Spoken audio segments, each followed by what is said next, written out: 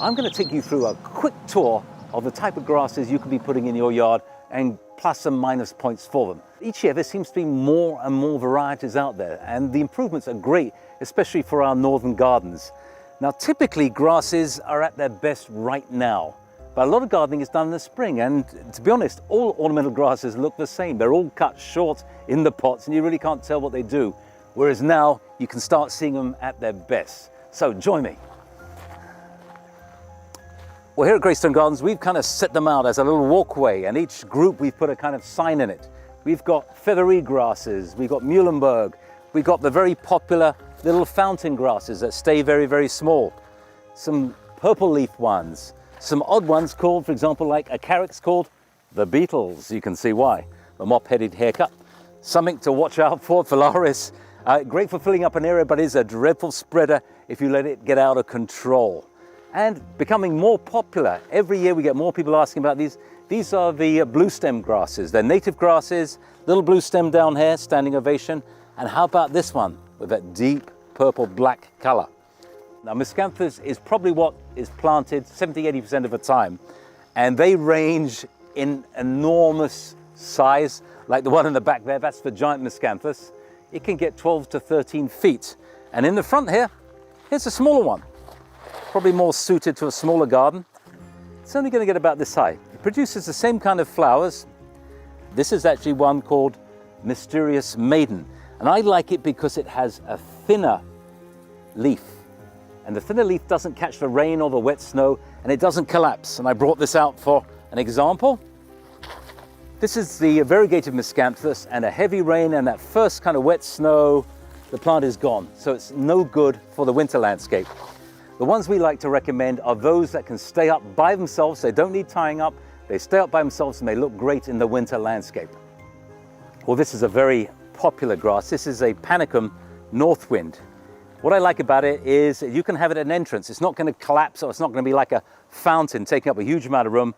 It tends to stay very narrow, and it produces this lovely bluey green foliage with this gorgeous inflorescence on it. So Northwind Panicum is very, very good. There are other panicums. Sometimes you see them down at the shore, the lower ones. And this is a particularly nice one because it forms a little bit of red in the ends of the leaves. Well, now I want to show you one of the grasses we were trying out a couple of years ago. And here it is. And I think it's absolutely fabulous. I had my fingers crossed, but look at this for a Miscanthus. A lot of our other ones haven't even started to flower yet, but this is in full flower right at the beginning of September. In fact, even into August it's had flowers on it. It's called Oktoberfest, and I would highly recommend it. It's one of the bigger Miscanthus, so it's going to take up a bit of room, but just look at that amazing flowers. How about something for this year? Well, I've got a new plant. It is a Miscanthus, or Japanese silvergrass. It is a new variety to me called Encore. It looks very much like the Oktoberfest. It's tall, it's big, it flowers early, but Encore means it comes again. And right here, I can show you, it wants to send up new shoots, new flower shoots. So throughout the fall, it will start producing new flowers again. So you can actually, you know, a nice thing about this, is that these make fantastic flowers for floral arrangements. You can cut them off, and this plant will just keep on throwing them up again and again and again. So where else can you use ornamental grasses? Well, here's a fun example as a container plant. And this particular Pennisetum, or fountain grass, has been used very, very commonly. It's just a gorgeous plant, but unfortunately it's not a perennial plant for us. The first cold snap is going to finish it off. Well, this is a cheeky little planter with that face planter there. Now normally I put in this chap. It's a Beyond Blue fescue, and it will probably get about 2/3 the size. But this year I didn't have any early on, so I put in a blue oat grass. And blue oat grass I think is a little more trickier to grow than the fescue. Fescues are great because they're very drought resistant. But I have to tell you, this looks even better. So that's a blue oat grass. What I'm going to do when winter comes, before it freezes, I'm going to pull it out of a container and just heal it in the garden somewhere. Put some soil around it. And next year when it warms up again, when I see new growth, back in the container it goes. Well, most of the grasses love complete full day's sunshine, but there are a few grasses that do very well in the shade. And this is a fine example. We do get about an hour, hour and a half of morning sun, and then it's in the shade after that. This is a 2-year-old plant. It is actually a Japanese wood grass, a hakone grass. Really, really nice. This one is called All Gold.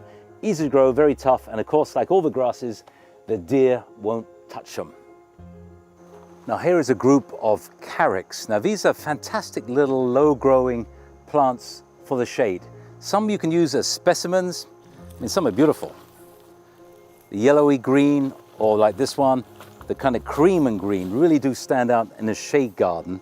There are others, like this one, Ice Dance, very, very attractive, will spread and make a great, great ground cover. So forget ivy, forget Pachysandra, the carex can be pretty good. By the end of winter, they can look a little bit ratty. And what I do is I lift my lawnmower wheels right up, so the highest setting possible, and I run my lawnmower over the top of them, cutting them about that high, and that gets rid of all the unpleasant looking foliage, and the new growth can come up and it can look fantastic.